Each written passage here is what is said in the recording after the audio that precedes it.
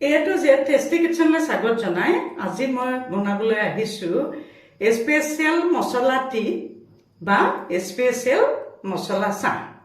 এই স্পেচিয়েল মছলা টি বনাবৰ কাৰণে মই এটা সসপেন লৈছো আৰু এই গেছটো জ্বলাই দিছো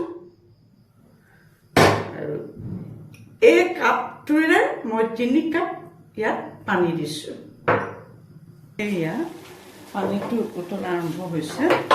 এতিয়া ইয়াতে মই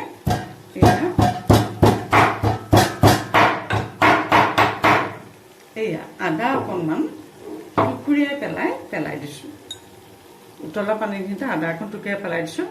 আদাটো বেছিকৈ গুড়ি হ'বলৈ দিব নালাগে, অকণমান সামান্য থেতেলাই পেলাই দি দিলোঁ। তাতে এয়া কেইটামানে ইলাচি গুটি দি দিলোঁ আৰু এয়া কেইটামান এয়া লং কেইটামান দি এয়া উতলিবলৈ দিলোঁ। এয়া চাওক, ইতিমধ্যে কালাৰটো সলনি হৈ গৈছে, কি সুন্দৰ এটা কালাৰ ধৰিছে। চাহ সদায় হাই ফ্লেমত বনাব লাগে, তেতিয়া চাহৰ সোৱাদটো ভাল হয়। যদি চাহৰ ফ্লেমটো কমত দিয়া যায় পহিলা সোৱাদ, তেতিয়াহ'লে চাহৰ সোৱাদটো ভাল নহয়। এতিয়া ইয়াত 3 মিনিট হৈ গৈছে। ইয়াতে মই এতিয়া কি কৰিম চাওঁ। ইয়াতে মই এয়া চাহপাত দি দিলোঁ। এয়া অসম যিহেতু চাহৰে প্ৰখ্যাত জেগা, গতিকে মই অসমৰে চাহ দি দিছোঁ সুন্দৰকৈ। আৰু তাতে মই যিহেতু 3 জনৰ কাৰণে বনাইছোঁ দেই, 3 জনৰ কাৰণে বনাইছোঁ, তাতে মই এয়া চেনি নিজৰ জোখাৰে দিব। চেনি 3 চামুচ মই দি দিলোঁ। এনেকৈ মই আৰু 3 মিনিট সময় হাই ফ্লেমত উতলিবলৈ দিম। আপোনালোকে এনেকৈ বনাব। অসম চাহৰে বিখ্যাত জেগা, গতিকে চাহ আমাৰ সকলোৰে প্ৰিয়। আমি ক'ৰবাৰ পৰা আহিলে আমাক চাহ একাপ লাগিবই। ৰাতিপুৱা খোৱাৰ পৰা উঠিলেও আমাক চাহ একাপ খোৱাৰ পিছতহে আমাৰ সকলোবিলাক কাম হয়। গতিকে এই চাহ আপোনালোকে বনাই খাব। চাবচোন কি সুন্দৰকৈ সিজি আহি আছে। এনেকৈ মই 3 মিনিট সময় হাই ফ্লেমত ৰাখিম। ইতিমধ্যে চাওক, চাহৰ কি সুন্দৰ কালাৰ উঠি আহি আছে। এতিয়া মই কি কৰিম, যিহেতু 3 কাপ পানী দিছিলোঁ, গতিকে মই এয়া আগতে জুখি থৈছোঁ, তথাপিও জুখি পেলাই দিছোঁ। ইয়াতে মই কি কৰিম, ৰুম টেম্পাৰেচাৰত থকা ফ্ৰিজৰ গাখীৰ নিদিব দেই। ফ্ৰিজৰ গাখীৰ দিলে অলপ গোটা হ'ব, আৰু যদি গৰম গাখীৰ দিয়ে তেতিয়াও ওপৰত মানে এটা চামনি পৰি যায়।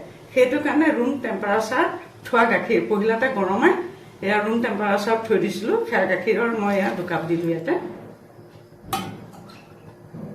আৰু গাখীৰটোত যদি সৰ থাকে তেতিয়া সৰটো চেকি পহিলাতে পেলাই ল'ব দেই। মোৰ চেকা আছে। সৰটো থাকিলে বহুতে ভাল নাপায় খাই। এয়া চাওক কি সুন্দৰকৈ উতলি আছে। এনেকৈ মই 5 মিনিট সময় এনেকৈ মই উতলিবলৈ দিম। এয়া চাওক কি সুন্দৰকৈ উতলি আছে। মাছালা টি, স্পেচিয়েল মছলা টি, মছলা চাহ। অসম যিহেতু চাহৰে প্ৰখ্যাত জেগা, গতিকে আমাৰ সকলোৱে চাহ বনাব জানে। তথাপি মই এই ৰেচিপিটো আগবঢ়াইছোঁ যাতে সকলোৱে আৰু সুন্দৰকৈ বনাই খাব পাৰে। আৰু অখন্তক আৰু 2 মিনিট সময় উতলিবলৈ দিম এনেকৈ। আৰু আপোনালোকক এটা অনুৰোধ বৰ্তমানো কৰোঁ, আপোনালোক যদি মোৰ চেনেলটোলৈ প্ৰথম আহিছে, এইটো যে টেষ্টি কিটচেনলৈ, তেতিয়াহ'লে প্লিজ মোৰ চেনেলটো ছাবস্ক্ৰাইব নকৰাকৈ নাযাব। ইতিমধ্যে এই স্পেচিয়েল মছলাটি প্ৰস্তুত হৈ গৈছে। মই আৰু এটি নতুন ৰেচিপি লৈ অহাৰ প্ৰতিশ্ৰুতি দিছোঁ। এতিয়া গেছটো অফ কৰি আৰু ইয়াত আৰু এটা কাম বাকী আছে, সেইটো চাওক। আৰু চিৰিয়েলি চালেহে গোটেইখিনি ধৰিব পাৰিব ভিডিঅ'টো। এতিয়া কি কৰিম, মই ইয়াতে চাহখিনি এয়া যিহেতু হৈ গৈছে, গতিকে মই ইয়াতে চাহটো এতিয়া ঢালি চেকি ল'ম। এয়া চাওক, এয়া চাহ প্ৰস্তুত হৈ গ'ল। এতিয়া মই কি কৰিম চাওক, ইয়াতে অকণমান ডালচেনি আৰু ইলাচি গুড়ি ফ্লেভাৰটো ভাল লাগিবৰ কাৰণে চাওক ছটিয়াই দিলোঁ ইয়াতে এয়া অকণমান ইলাচি গুড়ি আৰু দালচেনি এতিয়া আপোনালোকে এই সুন্দৰ ৰেচিপিটো সুন্দৰকৈ বনাই খাব কি সুন্দৰ চাহ গতিকে এইখিনি খাব বনাই আৰু এতিয়া মই নতুন ভিডিঅ' লৈ অহাৰ প্ৰতিশ্ৰুতি দিলোঁ আৰু শেষলৈকে আপোনালোকে চোৱাৰ বাবে আপোনালোকক আন্তৰিক ধন্যবাদ জনালোঁ